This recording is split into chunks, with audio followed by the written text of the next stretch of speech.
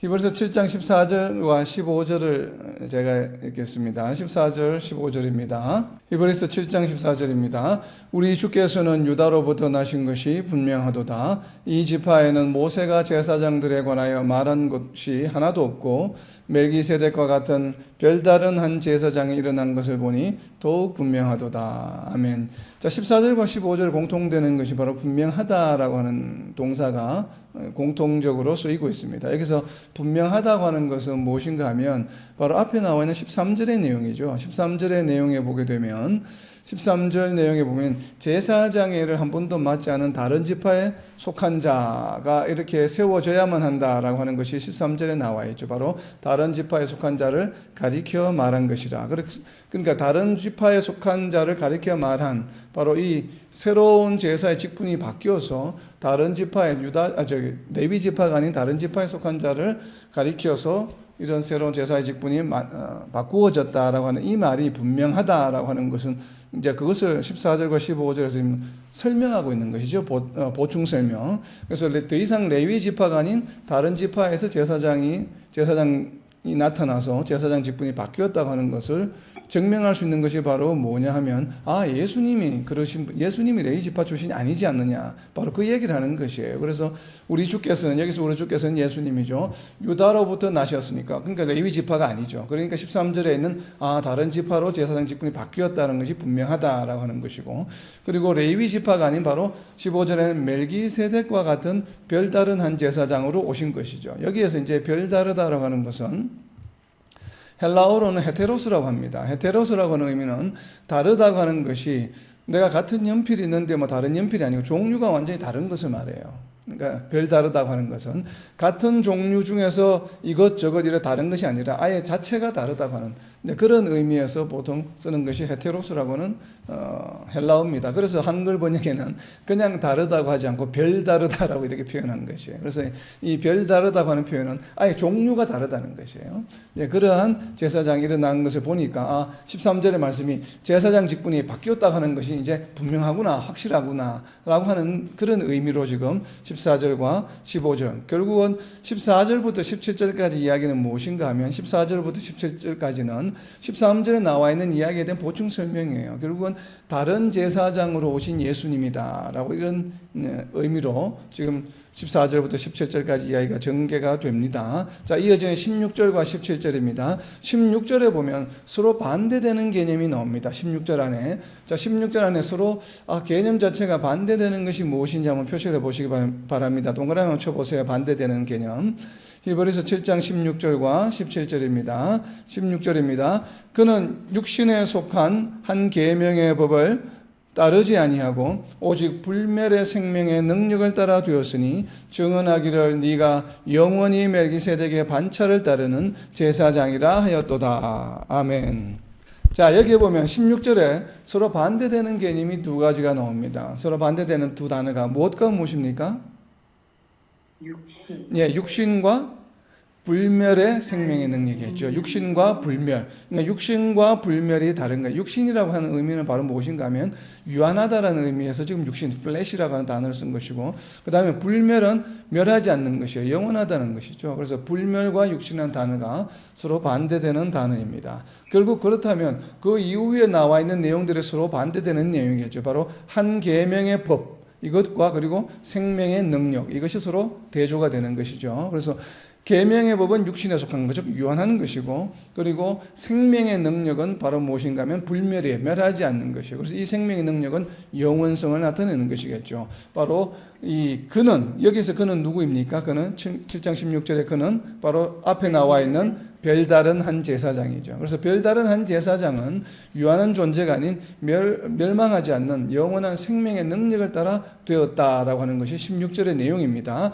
자, 그런데 왜 그러냐면 17절 앞에도 지금 접속사가 빠져 있습니다. 헬라 접속사, 왜냐하면 갈이라고 하는 접속사가 들어 있습니다. 지금 번역은 안 되어 있는데, 왜냐하면 증언하기를, 구약의 어딘가에서 정언이 되어 있어요. 그 정언한 내용이 무엇인가 하면 네가 영원히 멜기세덱의 반차를 따르는 제사장이다. 이건 어디에 나옵니까? 바로 시편 110편 4절이죠. 그래서 정언하기를 옆에다가 적어놓으세요. 시편 110편 4절에 있는 내용입니다. 시편 110편 4절에 대한 인용은 계속 이어지기 때문에 뒤에서 다시 한번 더 설명하겠습니다. 구체적으로. 그래서 여기는 시편 110편 4절의 내용이 바로 정언하는 내용, 17절 후반부에 있는 내용이 바로 시편 110편 4절 그대로 인용한 것입니다. 자, 이어지는 18절입니다. 18절과 19절 내용. 18절부터 22절까지는 더 좋은 언약의 보정이 되신 영원한 제사장이라는 의미에서 지금 예수님을 설명하고 있는 것입니다. 더 좋은 언약의 보정이 되셨다고 하는. 자, 18절과 19절 내용입니다. 18절에도 앞에 보면 왜냐하면이라고 하는 갈이라고 하는 접속사, 그리고 19절에도 왜냐하면이라고, 그러니까 계속 17절부터 18, 19절에 보면 가르 접속사가 계속 이어지는데 한글 번역에는 다 생략이 되어 있습니다. 자, 7장 18절입니다. 전에 있던 계명은 연약하고 무익함으로 패하고 율법은 아무것도 온전하게 못할지라 이에 더 좋은 소망이 생기니 이것으로 우리가 하나님께 가까이 가느니라. 아멘. 자, 여기에서 이제 왜냐하면 방금 지금까지 이야기했던 17절까지 이야기했던 별다른 제사장이 지금 이렇게 올 수밖에 없었던 내용은 바로 무엇인가? 왜 그러냐면 전에 있던 계명, 즉 율법은 연약하고 무익함으로 패하고, 연약하고 무익하다고 하는 것은 바로 뒤에 19절에 나와 있죠. 갈로를 해서 율법은 아무것도 온전하게 못할지라. 그렇기 때문에 연약하고 무익하다라고 이야기하는 것입니다. 그리고 좀 저희가 좀 유의해서 보아야 할 단어는 패하고예요. 이 패하고라는 단어 때문에 이제 많은 분들이 구약의 내용에나 구약에 나와 있는 율법이나 이런 것들은 뭐 쓸모가 없다, 더 이상 유효하지 않다, 뭐 이런 이야기를 많이 하는데 여기에서 패한다고 하는 의미는 어떤 의미인가 하면, 우리가 과거에 사극 같은 드라마를 보게 되면 왕이 현재 살아있는데도 그 다음 아들로 왕을 이렇게 물려주는 경우가 있죠. 그런 것을 우리가 뭐라고 이야기합니까? 양위한다고 그러죠. 그러니까 아버지 임금이 죽어서 돌아가셔서 그 아들이 왕위를 계승하는 것이 아니라 왕이 살아있는데도 불구하고 자기가 왕을 그냥 이제 물러나면서 아들에게 이렇게 보위를 넘겨주는 경우가 있죠. 바로 거기에 해당하는 헬라어 단어입니다. 이 단어가. 그래서 이 양위한다는 의미예요. 왕권을 갖다가. 그러한 의미에서 이제 서로 어떤 왕자를 차지하고 있는 주인이 바뀌는 것이죠. 그러니까 그 자기가 A라고 하는 것이 그 자리를 지키고 있다가 그 자리에 자기가 B에게 양보하고 물러가고 B가 그 자리를 대신하는 개념이 바로 이 패하고라고 번역되어 있는 헬라어의 원래 뉘앙스입니다. 그렇기 때문에 완전히 무효화한다든지 있는 것을 없애버린다든지 하는 의미하고 뉘앙스하고 조금 달라요. 그래서 양위한다는 개념의 패하고예요. 그래서 기존에 있던 율법에 의해서 제사장으로 임명되었던 레위 지파가 없어지지 않았죠. 예수님 오신 후에도 유대인들은 그냥 계속 있죠. 레위 지파가 예수님 오신 이후에도 대제사장이 계속 임명되어 있었죠. 왜냐하면 예수님을 또 심판하는데 같이 동참했던 자들이 대제사장들이잖아요. 그리고 그 이후에도 대제사장은 유대인들에게는 계속 있는 겁니다. 그렇기 때문에 이게 완전히 없어진 게 아니죠. 그래서 그 자리가 바뀌게 된 것이에요. 그런 의미에서 패하고라고 하는 의미이고, 그리고 19절에 나와 있는 더 좋은 소망이 생기니, 여기에서 더 좋은 소망은 무엇일까요? 더 좋은 소망은 바로 예수님이죠. 근데 이 예수님이 더 좋은 소망으로 생겼는데 이것이 왜 더 좋은 소망입니까? 율법보다 더 좋은 소망인데 율법보다 더 좋은 이유가 무엇이에요? 뭐 때문에 율법보다 더 좋은 소망이라고 예수님을 지금 비유하고 있습니까? 온전하기 때문에. 예, 온전하시기 때문에 앞에 나와 있었죠. 그리고 그 온전하다고 하는 것을 19절에서도 더 좋은 소망이 생기니라고 되어 있죠. 생기니 하니까 그 뒤에 나와 있는 내용이 바로 뭐냐면 이유예요. 물론 우리가 히브리서 7장의 다른 구절에 보면 온전하기 때문에 더 좋은 것입니다. 근데 온전하다고 하는 것을, 온전하다는 표현을 조금 다르게 표현했습니다. 그러니까 온전하다는 의미가 바로 무엇인가 하면 생기니 다음이에요. 이것으로, 여기에서 이것은 무엇이겠습니까? 더 좋은 소망으로. 그러니까 더 좋은 소망으로 할 수 있는 것이 무엇인가 하면 하나님께 가까이 갈 수가 있어요. 그러니까 하나님께 가까이 갈 수 있기 때문에 예수님이 더 좋은 소망이 되신 것이죠. 그렇죠? 바로 그 얘기를 지금 하고 있는 것입니다. 그것은 왜 그렇습니까? 하나님께 가까이 갈 수 있는 이유는 바로 어디에 나와 있냐면 요한복음 14장 6절에 나와 있습니다. 자, 하나님께 가까이 옆에다가 요한복음 14장 6절이라고 적어 놓으세요. 14장 6절에 보면 왜 예수님이 더 좋은 소망인지를 설명하고 있습니다. 요한복음 14장 6절입니다. 예수께서 이르시되 내가 곧 길이요 진리요 생명이니 나로 말미암지 않고는 아버지께로 올 자가 없느니라. 바로 하나님께로 갈 수 있는 통로가 되신 분이 바로 예수님이시죠. 그리고 예수님이 우리의 소망이 되셨다라고 하는 표현은 또 어디에 나오냐면 디모데전서 1장 1절에 나와 있습니다. 디모데전서 1장 1절에 보게 되면 우리 구주 하나님과 우리의 소망이신 그리스도 예수의 명령을 따라 그리스도 예수의 사도된 바울은 우리의 소망이라고 바울 사도는 예수 그리스도를 표현하고 있습니다. 그래서 더 좋은 소망이 되신 이유는 바로 무엇입니까? 예수님이 우리의 길이 되어 주셔서 우리가 예수님을 믿음으로 하나님 아버지께 가까이 갈 수 있게 되기 때문에 그렇습니다. 자, 이 이유가 바로 더 좋은 소망이 되신 이유예요. 자, 그리고 이어지는 또 더 좋은 소망인 이유가 추가적으로 한 가지가 더 있습니다. 그것이 바로 7장 20절과 21절에 설명이 되어 있습니다. 더 좋은 소망이 된 이유가 무엇인지 한번 표시를 해보시기 바랍니다. 20절과 21절입니다. 또 예수께서 제사장이 되신 것은 맹세 없이 된 것이 아니니 그들은 맹세 없이 제사장이 되었으되 오직 예수는 자기에게 말씀하신 이로 말미암아 맹세로 되신 것이라. 주께서 맹세하시고 뉘우치지 아니하시리니 네가 영원히 제사장이라 하셨도다. 자, 예수님이 더 좋은 소망이 되신 이유 중에 하나가 또 다른 이유가 무엇입니까? 무엇 때문에 더 좋은 소망이 되셨습니까? 20절에 보면 맹세로 되셨기 때문에 그래요. 맹세 없이 된 것이 아니에요. 맹세 없이 된 제사장은 누구입니까? 바로 레위 제사장들이죠. 율법에 의해서 된 것이고 예수님은 맹세로 의해서 맹세에 의해서 제사장이 되셨기 때문에 더 좋은 언약이 되셨다. 더 좋은 소망이 되셨다라고 이야기하십니다. 그 이유가 무엇입니까? 왜 맹세로 하셔서 제사장이 되신 것이 더 좋은 이유가 무엇입니까? 그 이유가 21절에 나와 있죠. 왜 그렇습니까? 하나님께서 맹세하셨기 때문에 율법에 의해서 제사장이 된 레위의 제사장 직분보다도 하나님의 맹세에 의해서 제사장이 된 예수님의 제사장 직분이 더 좋은 이유가 바로 무엇이에요?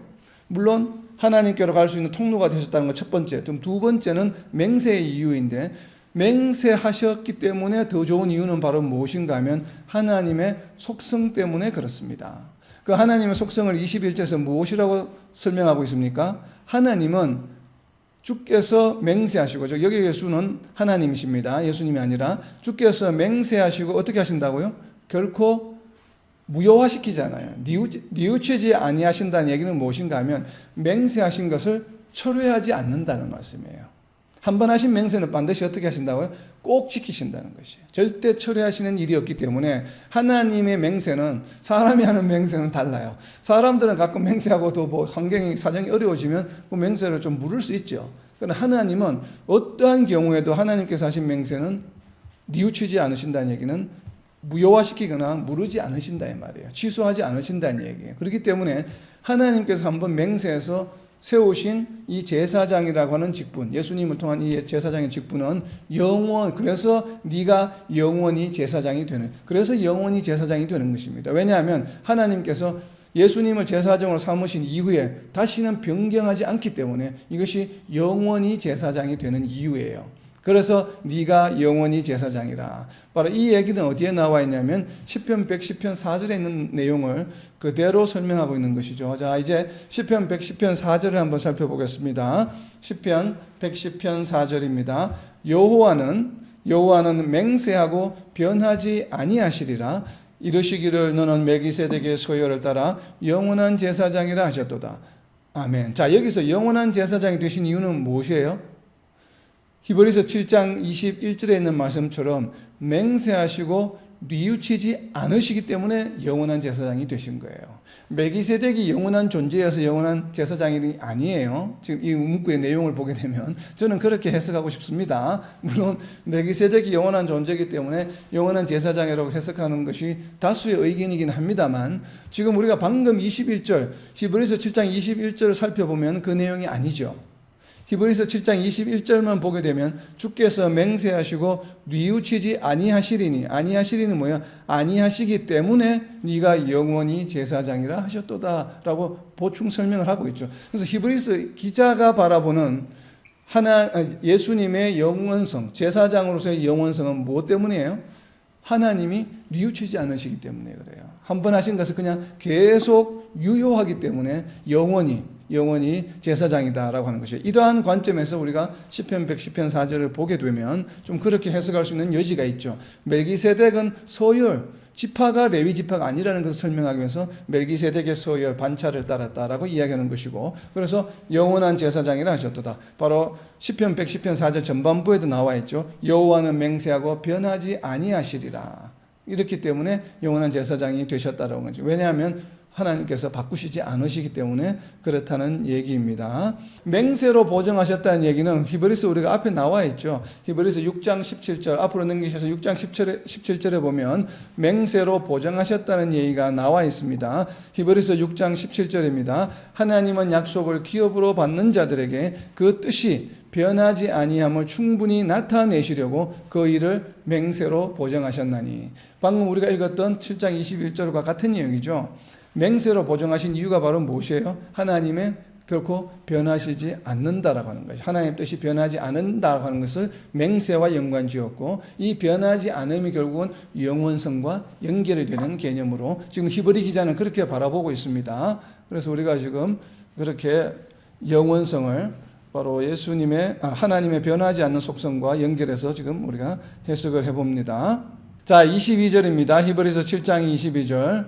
이와 같이 예수는 더 좋은 언약의 보정이 되셨느니라. 자, 여기에서 말하는 이와 같이는 바로 무엇입니까? 방금 앞에서 설명한 두 가지죠. 두 가지 좋은 이유가 무엇과 무엇이었습니까? 첫 번째가 무엇 때문에? 하나님께로 갈 수 있는 통로가 되어주시기 때문에, 가까이 갈 수 있는 방도가 되어주시기 때문에 좋은 것이었고, 두 번째는 무엇이었어요? 맹세로 제사장으로 삼아주셨다고 하는 것. 이와 같이, 그러니까 이 두 가지, 이와 같이에다 두 가지 적어 놓으세요. 바로 하나님께로 가는 길, 그리고 맹세. 이와 같이 예수는 더 좋은 언약의 보정이 되셨느니라. 지금 한글 번역에는 이와 같이 예수는 더 좋은 언약의 보정이 되셨느니라 좀 의역을 해놓았는데, 사실 헬라어 원어는 조금 뉘앙스가 조금 다릅니다. 그래서 제가 헬라어 원어를 한글로 한번 헬라어 가능하면 그대로 한번 번역을 해봤습니다. 헬라어 단어 그대로 이렇게 지금 헬라어는 번역이 가능합니다. 더 좋은 언약의 위대함을 따라 예수는 보정이 되셨다. 좀 뉘앙스가 많이 다르죠. 다시 읽겠습니다. 더 좋은 언약의, 그러니까 더 좋은 언약의 위대함을 따라 예수는 보정이 되셨다라고 하는 것이에요. 그러니까 더 좋은 언약의 위대함을 따라 예수는 보정이 되셨다는 것이고, 지금 한글 번역에는 조금 의역을 했습니다. 이와 같이 앞에 나와 있는 두 가지 내용에 따라서 예수는 더 좋은 언약의 보정이 되셨다라고 이렇게 이야기합니다. 더 좋은 언약 때문에 예수는 보정이 되셨다라는 게 헬라어 원어인데, 지금 한글 번역에서는 더 좋은 언약에 예수님이 보정이 되셨다라고 하는 것이죠. 그러니까 조금 뉘앙스가 다르게 지금 의역이 되어 있죠. 앞에 나와 있는 내용들과 더불어서. 자, 거기서 참조로 이제 그렇게 한번 알아두시고, 그리고 이제 마지막 파트입니다. 23절부터 28절까지의 내용은 지금까지는 더 좋은 언약의 보정, 별도의 또 다른 제사장 예수님, 그리고 더 좋은 언약의 보증이 되신 예수님, 이러한 두 가지 테마로 이야기가 되었다면, 마지막 파트 23절부터 28절까지는 더 좋은 언약의 보증이 구체적으로 무엇인지에 관한 것을 이제 설명하고 있습니다. 바로 어떤 내용인가 하면 온전히 구원하시는 예수님이라는 것이에요. 그래서 더 좋은 언약의 보증인데 그 내용이 무엇인가 하면 온전히 구원하시는 예수님이다 라고 하는 내용을 23절부터 28절까지 이야기하고 있습니다. 자, 23절과 24절 두 가지의 내용이 서로 반대되는 내용입니다. 어떤 내용이 서로 반대되고 있는 내용인지 한번 표시를 해보시기 바랍니다. 23절과 24절의 내용은 서로 반대되는 내용입니다. 그러니까 대비되는 내용입니다. 제사장 된 그들의 수요가 많은 것은 죽음으로 말미암아 항상 잊지 못함이로되 예수는 영원히 계심으로 그 제사장 직분도 갈리지 아니하느니라. 아멘. 23절에 나와 있는 제사장이 된 그들, 여기서 그들은 누구입니까? 바로 레위 제사장들이죠. 레위 제사장들의 수요가 많은 이유가 바로 무엇입니까? 왜 수요가 많습니까? 이 사람들은 유한하기 때문에, 죽기 때문에 수명을 다하게 되면 또 다른 사람이 제사장이 되고 또 다른 사람이 제사장이 되죠. 그러니까 숫자가 많아졌어요. 그럼 과연 몇 명이나 되었을까요? 아론 이후에 몇 명이나 되었을까요? 아론으로부터 예수님이 계시는 그때까지도 계속 대제사장이 존재했는데 아론으로부터 거의 한 600~700년이 지났죠. 그렇게 굉장히 600~700년이 뭡니까? 거의 그렇죠. 600~700년이 아니죠. 아론도 모세 때니까 거의 1000년 이상 지났을 것 같은데 이 지금 요세푸스라고 하는 분은 초대교회 시대 당시에 2, 3세기 때 아주 유명한 이 성경학자입니다. 이분이 쓴 책에 보게 되면 아론 때부터 예수님 시대 때까지 존재했던 대제사장의 숫자, 이 목록 아마 족보가 있었던 것 같아요. 그것을 따라 숫자를 세어보니까 83명이었다고 이야기합니다. 그래서 수요가 많은 것은 몇 명이에요? 83명이에요. 그러니까 우리가 생각보다는 꽤 많지 않아요. 보면 왜냐하면 대제사장은 보통 이제 한 사람이기 때문에 그 대사장이 죽으면 아들이 이제 승계를 하거든요. 보통 마지들이 아론의 마지들이 그렇기 때문에 아마 83명이라는 얘기는 아마 모르긴 해도 거의 83세대가 지났다는 얘기겠죠. 이 세대가 제너레이션이 그 정도 지났다는 얘기로 보여집니다. 그래서 수요가 많은 약 한 83명 정도로 지금 코에스트라고 하는 신학자가 쓴 주석서에 나와 있습니다. 이렇게 요세푸스를 인용해서 83명이다. 자, 그리고 24절 앞에는 접속사가 밭라고 하는 접속사, 그러나라고 하는 접속사가 있습니다. 근데 생략이 되어 있네요, 보니까. 자, 그러나 예수는 영원히 계심으로 그 제사의 직분도 갈리지 않는다. 갈리지 않죠. 왜냐하면 예수님 혼자서 계속 제사장 직분을 유지한다라고 하는 그런 의미입니다. 갈리지 않는다라고 하는 것은 이 갈리지 않는 이유는 바로 무엇입니까? 하나님이 맹세하셔서 그 맹세의 내용이 변치 않으신다는 것도 있고 더불어서 또 어떤 내용이냐면 바로 뒤에 나옵니다. 7장 25절에 보면 그러므로라고 접속사가 연결이 되어 있죠. 이것은 한글로 번역을 해놓았습니다. 그죠? 그러므로 무엇 때문에? 그러므로 뭐예요? 직분이 갈리지 아니하므로. 직분이 갈리지 않는 이유는 바로 무엇인가 하면 25절 마지막에 나와 있는 항상 살아계시기 때문에 그래요. 자, 7장 25절에 있습니다. 그러므로 자기를 힘입어 하나님께 나아가는 자들을 온전히 구원하실 수 있으니 이는 그가 항상 살아계셔서 그들을 위하여 간구하심이라. 아멘. 어떻게 보면 7장에서 지금 가장 핵심이 되는 키가 되는 성경 구절이 바로 7장 25절입니다. 직분이 갈리지 않기 때문에 어떤 현상이 일어납니까? 그러므로 여기서 자기는 누굽니까? 예수님이죠. 예수님을 힘입어 하나님께로 나아가는 자들을 온전히 구원하실 수 있게 되었어요. 온전히 구원하실 수 있게 된 이유는 바로 무엇입니까? 제사장 직분이 갈리지 않기 때문에. 그 갈리지 않는 이유는 바로 무엇이에요? 하나님께서 맹세하셔서 맹세로 제사장 직분을 임명하셨기 때문에 그렇다는 것이에요. 이게 서로 연결되는 것이죠. 그래서 온전히 구원하실 수 있게 되었어요. 근데 온전히 구원하실 수 있게 된 그 근거는 무엇인가 하면 이는 예수님이 여기에서 그도 역시나 예수님이죠. 예수님이 항상 살아계셔서 그들을 위하여 간구하심이라고 하는 것이에요. 자기를 힘입어라고 하는 것은 어떤 의미입니까? 예수님을 힘입는다라고 하는 것은 어떤 이야기입니까? 앞에서 우리가 살펴보았던 요한복음 14장 6절의 말씀이죠. 요한복음 14장 6절 바로 자기를 힘입어 예수님을 통하여라고 하는 이야기입니다. 요한복음 14장 6절을 다시 한번 읽습니다. 예수께서 이르시되 내가 곧 길이요 진리요 생명이니 나로 말미암지 않고는 아버지께로 올 자가 없느니라. 바로 예수님으로 말미암아 예수님을 믿음으로 자기를 힘입어 하나님께 나아가는 자들을 온전히 구원하실 수 있다라고 하는 얘기죠. 자, 예수님께서 자기를 통해 하나님께 나오는 자들을 온전히 구원하실 수 있는 이유는 무엇입니까? 십자가에서 네, 그 십자가에 돌아가셔 구속 사역을 했기 때문에 그렇죠. 그건 우리가 이제 일반적으로 알고 있는 내용이죠. 히브리 기자가 지금 그 이유로 들고 있는 것은 무엇이에요? 온전히 구원하실 수 있는 이유가 바로 무엇이라고 설명하고 있습니까? 이는 있잖아요. 25절 항상 살아계셔서 그들을 위하여 간구하심이라. 자, 우리가 두 가지 측면이 있습니다. 우리를 온전히 구원하실 수 있는 것은 바로 무엇이에요? 예수님께서 구속 사역을 십자가에서 행하셨기 때문에 방도가 생기신 것이죠. 그죠? 자, 우리가 이것을 잘 유념해야 됩니다. 예수님의 십자가상에서의 대속 사건은 일회성입니까? 여러 번 행하시는 겁니까? 일회성이죠. 그건 언제 일어났습니까? 2000년 전에 한 번 일어나셨어요. 자, 우리가 잘 우리가 이해해야 합니다. 왜 이 히브리서 7장 25절이 중요한가 하면 구원론에 관한 우리가 어떻게 구원받았는가? 여러분들 어떻게 구원받았습니까? 여러분들 어떻게 해서 예수님을 믿게 되었습니까? 우리가 이런 질문을 받게 되면 대답하기가 좀 난감할 때가 많습니다. 왜냐하면 우리 자신 스스로가 내가 어떻게 해서 예수님을 믿게 되는지 우리가 알기가 쉽지가 않아요. 물론 누군가가 어느 날 어떤 분이 내 옆에 있는 분이 아니면 우리 배우자가 아내와 남편이 나를 교회로 처음 데리고 간 날 보통 이렇게 생각하는 경향들이 많아요. 사람들은. 그렇죠? 그리고 내가 어떤 부흥에 참석했는데 어느 날 갑자기 은혜를 받았다. 이렇게 생각하는 경우들이 많이 있습니다. 그런데 정확하게 우리가 과연 우리가 언제 구원을 받게 되었을까?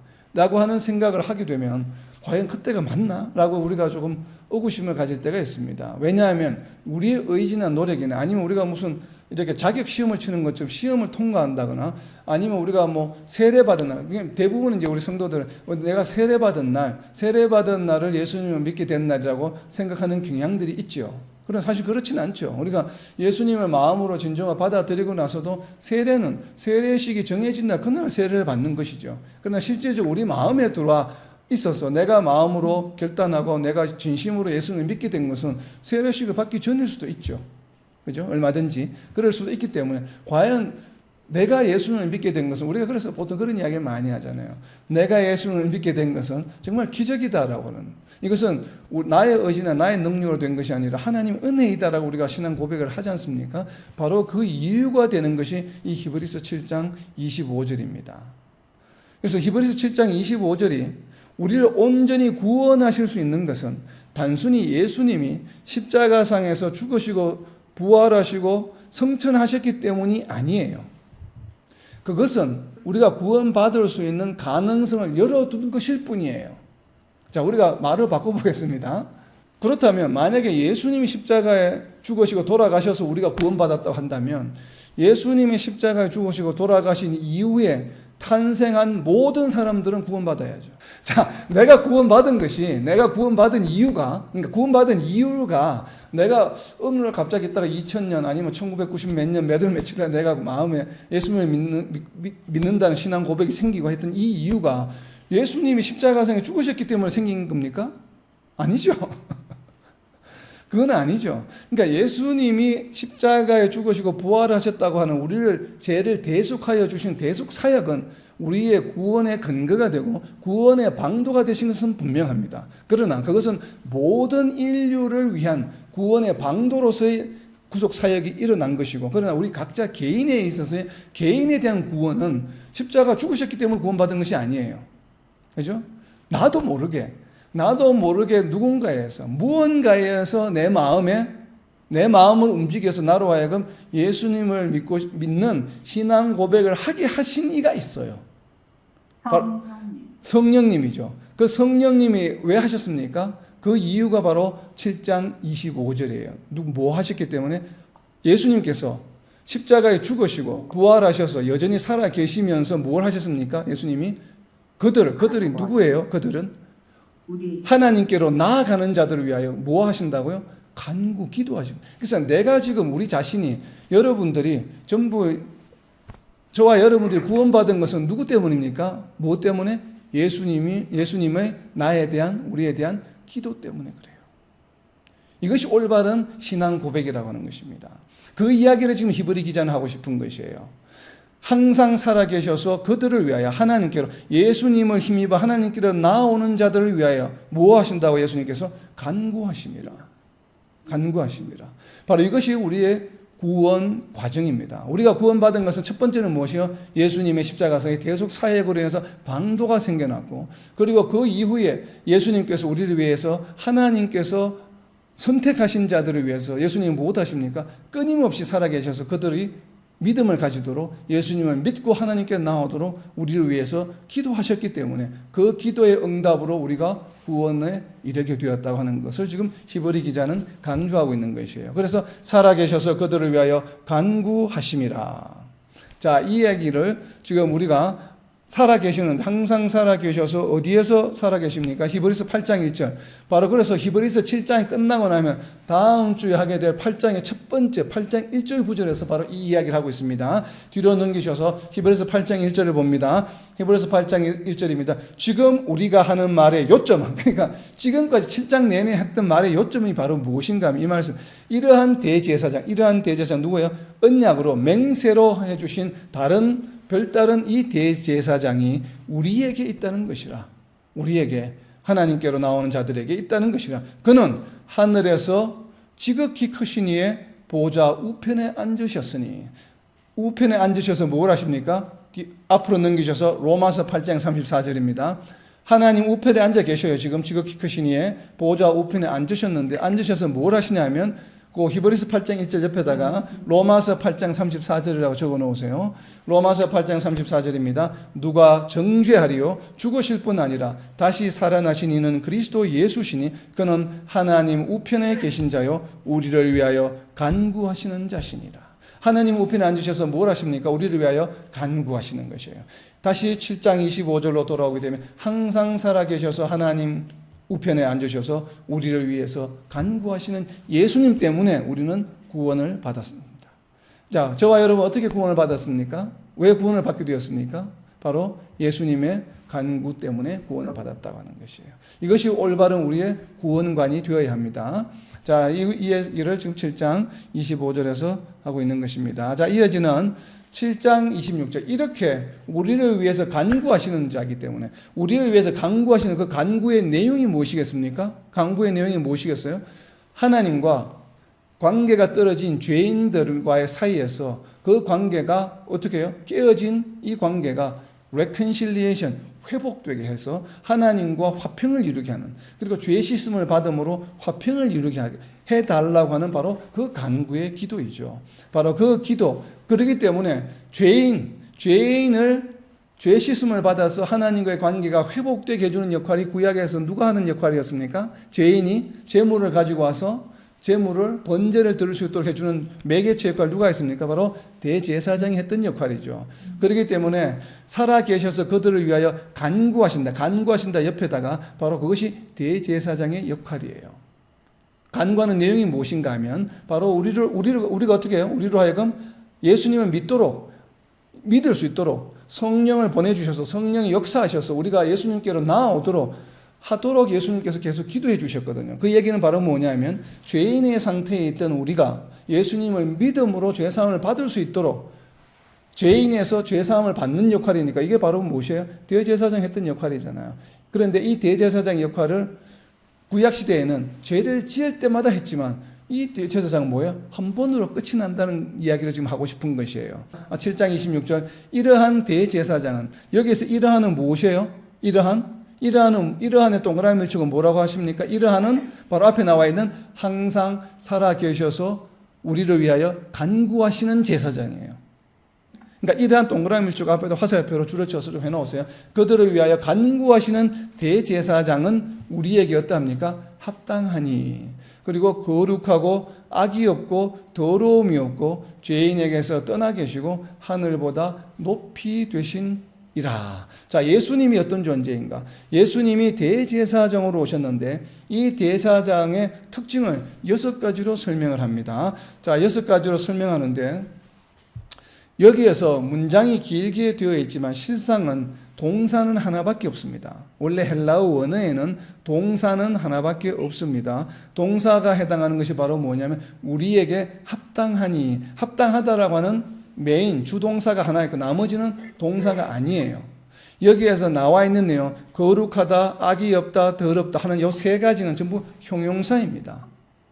그리고 뒤에 나와 있는 죄인에게서 떠나 계시고 하늘보다 높이 되신, 이거는 두 개는 뭐냐 하면 바로 분사예요. 분사. ing형이라고 하죠. 영어에 보면 바로 ing 진행형에 대한 분사인데, 앞에 나와 있는 죄인에게서 떠나 계시고라고 하는 것은 헬라어의 그 시제가 무엇인가 하면 현재 완료 분사예요. 현재 완료 분사라고 하는 것은 어떤 시점부터 지금까지 계속 이어오는 것이 오고 있다고 하는 것이에요. 현재까지 이어오고 있다라고 하는 것이 지금 현재 시점에서 완료된 것, 그것이 바로 현재 완료 분사입니다. 그리고 하늘보다 높이 되셨다고 하는 것은 이런 현재 완료가 아니고 그냥 과거 분사예요. 이 헬라어에서 과거라고 하는 것은 우리가 흔히 아는 한국말이나 영어에서 과거형하고는 개념이 달라요. 과거 분사라고 해서 우리가 지금 마땅한 한글 단어가 없어서 과거라고 썼지, 원래는 past tense라고 쓰지 않습니다. 헬라어에서는 aorist tense라고 씁니다. 이 aorist라고 하는 것은 무엇인가 하면 어떠한 행동이나 행위가 완료가 되었다는 의미예요. 그러니까 행동이 완료되었다는 의미는 한국말로 하면 과거잖아요. 완료됐다고. 그래서 이제 우리가 과거라고는 과거형이다라고 이제 한글 번역을 쓰는데, 실제로는 시제 의미에서 미래, 현재, 과거라는 의미의 과거가 아니에요. 행동이 완료되었다는 의미예요. 그래서 지금 하늘보다 높이 되셨다라고 하는 것은 바로 과거 분사형이에요. 그래서 행위가 완료된 분사형 형태로가 되어 있는 것입니다. 그래서 하늘보다 높이 되셨다는 것은 완료되고 이제 행위가 끝이 난 거예요. 그런데 앞에 나와 있는 죄인에게서 떠나 계시고 하는 것은 현재 완료 분사형, 과거 시점부터 현재까지 계속 진행되고 있는 것이에요. 그리고 우리에게 합당한이라고 하는 것은 분사형이 아니고 일반 메인 동사인데, 이것은 현재 진행형 동사예요. 그러니까 헬라어에는 현재 진행형 동사라고 하는 것이 따로 있습니다. 한국말과 영어하고는 다르게 주동사인데 현재 진행형이에요. 이것을 우리가 이제 imperfect tense라고 이야기를 하는데, 헬라어만 가지고 있는 독특한 형태입니다. 그래서 이 우리에게 합당한이라고 하는 이 헬라어적인 의미는 무엇인가 하면 2000년 전에도 합당했고 1000년 전에도 합당했고 지금 2023년에도 합당하고 100년 후에도 계속 그 시점에서는 합당하다는 의미의 바로 동사의 텐스 형태가 현재 진행형의 형태예요. 우리가 일반적으로 영어에서 알고 있는 ing하고는 좀 다릅니다, 개념이. 그래서 이 바로 우리에게 합당하다고 하는 것은 대제사장이 영원한 존재이다 보니까 영원한 그 순간에 모든 순간마다 그 당시에 존재했던 모든 성도들에게 뭐예요? 적용이 가능하다라고 하는 것이에요. 바로 그러한 존재가 대제사장이다. 그래서 한 문장인데 지금 동사가 3개가 나오는데 주동사가 전부 시제가 달라요. 그렇기 때문에 우리가 특히 7장 26절을 해석하는데 좀 유의를 해야 합니다. 그래서 예수님은 어떤 대제사장이신가 하면 우리에게 합당하셔요. 우리에게 합당하다는 얘기를 다르게 표현하면 무슨 이야기입니까? 합당하다는 얘기는 바로 우리의 구원과 연관이 있다는 것이에요. 합당하다는 것은 바로 우리의 구원과 연관이 있기 때문에 우리에게 합당하다고 하는 것입니다. 바로 히브리서 앞으로 넘기고 합당하다는 옆에다가 히브리서 2장 10절이라고 적어 놓으세요. 앞으로 넘기셔서 2장 10절의 이유 때문에, 2장 10절에 기록되어 있는 이유 때문에 우리에게 합당하고 영원히 1000년 전에도 100년 후에도 여전히 모든 성도들에게 합당하신 이유가 되시는 이유입니다. 히브리서 2장 10절입니다. 그러므로 만물이 그를 위하고 또한 그로 말미암으니가 많은 아들들을 이끌어 영광에 들어가게 하시는 일에 그들의 구원의 창시자를 고난을 통하여 온전하게 하심이 합당하도다. 합당한 이유가 바로 무엇이에요? 성도들의 구원의 창시자가 되셨기 때문에 그래요. 그래서 이것이 계속 유효하다는 것이에요. 영원히 2000년 전부터 앞으로 다가올 모든 시대에 계속 현재 진행형으로 합당한 이유는 무엇입니까? 구원의 창시자가 되셨기 때문에. 합당하다는 이유는 구원의 창시자입니다. 그리고 형용사 3개로 표시되어 있는 특성입니다. 거룩하시고 악이 없으시다. 악이 없으시다는 얘기는 악함이 없다는 의미가 아니에요. 헬라어를 영어는 좀 정확하게 번역을 했습니다. 영어 성경을 가지고 계신 분 보세요. 악이 없으시다는 얘기는 무슨 얘기인가 하면 blameless, 흠이 없으시다 이 말이에요. 흠이 없으시다는 얘기입니다. 선과 악이라는 의미에서 악한 성격이 없다는 그런 의미가 아닙니다. blameless, 흠이 없으시다는 것이죠. 예수님 흠이 없으신 존재죠. 그리고 더러움이 없으시다는 것은 영어 표현을 하면 pure하다, 순수하시다, 깨끗하다, 그런 의미를 지금 한글 성경에서는 더러움이 없으시다로 표현했습니다. pure하다는 뜻입니다. 그리고 죄인에게서 떠나 계시죠. 죄가 없으시죠. 죄가 없으신데도 불구하고 죄 사함을 위해서 죽으셨다라고 하는 그런 의미로 죄인에게서 떠나 계시다는 표현을 씁니다. 그리고 마지막으로 하늘보다 높이 되신 분이시다. 하늘보다 높이 되셨다는 것은 두 가지 해석이 가능합니다. 하나는 하늘보다 높은 존재다 하는 피지컬하게 그러한 어떤 피지컬한 레벨에서 어떤 수준보다 더 높은 수준에 있다라는 것으로 해석할 수도 있고, 또 다른 해석은 하나님과 함께 계시다. 히브리서 9장 24절의 내용입니다. 히브리서 9장 24절에 보면 하늘보다 높게 되셨다고 하는 뉘앙스를 좀 해석해 볼 수 있는 여지가 있는 구절이 있습니다. 히브리서 9장 24절입니다.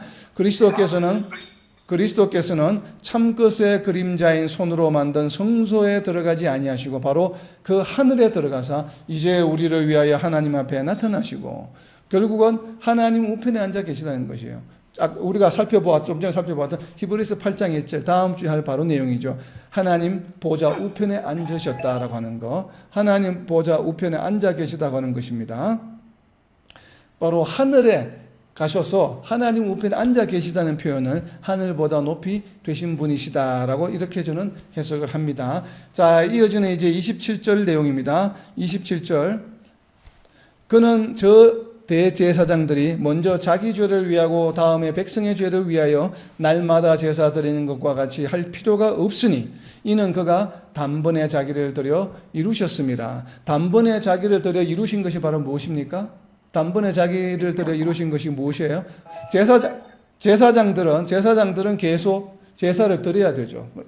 그런데 예수님은 그럴 필요가 없습니다. 더 이상 제사를 드릴 필요가 없는 이유가 바로 무엇이에요? 단번에 자기를 이루셨기 때문에. 단번에 자기를 들여 이루셨다는 것에 거기에다가 옆에 적어 놓으세요. 로마서 6장 10절과 베드로전서 3장 18절에 나와 있습니다. 단번에 들여서 이루신 게 있습니다. 로마서 6장 10절입니다. 그가 죽으시면 죄에 대하여 단번에 죽으시며 그가 살아계시면 하나님께 대하여 살아계심이니. 단번에 죽으심으로 모세에서 죽었습니까? 죄에 대하여 단번에 죽으셨다는 것이고, 그리고 베드로전서 3장 18절에도 있습니다. 그리스도께서도 단번에 죄를 위하여 죽으셨습니다. 단번에 죽으신 것은 바로 무엇이에요? 죄를 위해서, 죄사함을 위해서 죽으셨다라고 하는 것이에요. 그래서 단번에 자기를 들여서 얻으신 게 무엇인가? 히브리서 뒤에도 나옵니다. 히브리서 10장 10절에 있습니다. 히브리서 10장 10절에 보면 단번에 자기를 들여 이루신 내용이 구체적으로 나와 있습니다. 히브리서 10장 10절입니다. 이 뜻을 따라 예수 그리스도의 몸을 단번에 들이심으로 말미암아 무엇을 얻었습니까? 우리가 거룩함을 얻었노라. 그러니까 단번에 들으심으로 얻으신 것이 바로 무엇이에요? 이루신 내용은 우리로 하여금 거룩함을 얻게 하기 위한 것입니다. 그래서 히브리서 7장 27절 옆에다가 히브리서 10장 10절이라고 적어 놓으세요. 자, 이제 마지막 구절입니다. 히브리서 7장 28절입니다. 히브리서 7장 28절 제일 앞에도 가르라고 하는 접속사가 있습니다. 그래서 한글로 번역하면 왜냐하면. 자, 단번에 자기를 들여 이루셨는데 왜냐하면 율법은 약점을 가진 사람들을 제사장으로 세웠거니요. 그러니까 단번에 자기를 들여 이루신 것과 대조되는 것이죠. 그러니까 레위 제사장들은 바로 어떤 자들인가 하면 약점을 가진 자들이다. 그리고 율법 후에 하신 맹세의 말씀은 영원히 온전하게 되신 아들을 세우셨느니라. 자, 영원하게 온전하게 되신, 온전하다는 이유는 바로 단번에 자기를 들이심으로 우리를 거룩할 수 있게 해준 바로 그런 것이 존재이시기 때문에 온전하다고 하시는데, 바로 영원히 온전하게 되신 아들은 무엇에 의했습니까? 맹세의 말씀. 그러니까 율법은 언제 주어졌어요? 모세 때 주어졌죠. 그러니까 모세 이후에 누구 때의 맹세로 말씀하셨습니까? 바로 시편 110편 4절, 즉 다윗 시대 때. 그러니까 다윗은 율법 이후에 존재했던 분이죠. 그렇기 때문에 율법 후에다가 적어 놓으세요. 바로 다윗 때입니다. 다윗 때.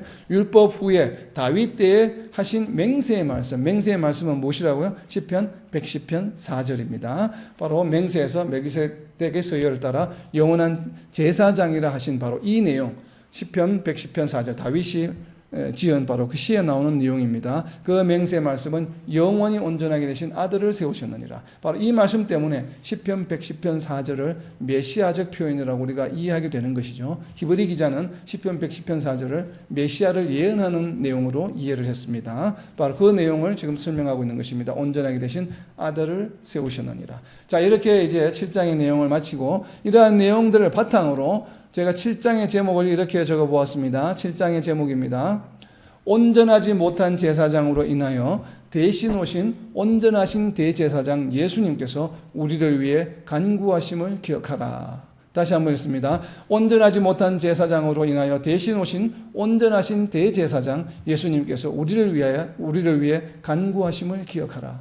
정말 이 시간에도 예수님께서는 하나님 우편에서 우리를 위해 간구하고 계시다고 하는 것을 여러분 잊어서는 안 됩니다. 우리가 구원을 받게 된 것도 바로 예수님의 이러한 간구하심, 우리를 향하신 기도라고 하는 것을 잊지 않고 정말 우리를 끊임없이 사랑하시고 한순간도 쉬지 않으시고 하나님 우편에서 우리를 위해 기도하시는 예수님을 기억하며 우리가 그 힘으로 정말 이 어렵고 힘든 상황 속에서도 꿋꿋하게 기쁜 마음으로 살아가는 저와 여러분 그리고 이 땅의 모든 하나님의 백성들이 되시기를 예수님의 이름으로 선포합니다.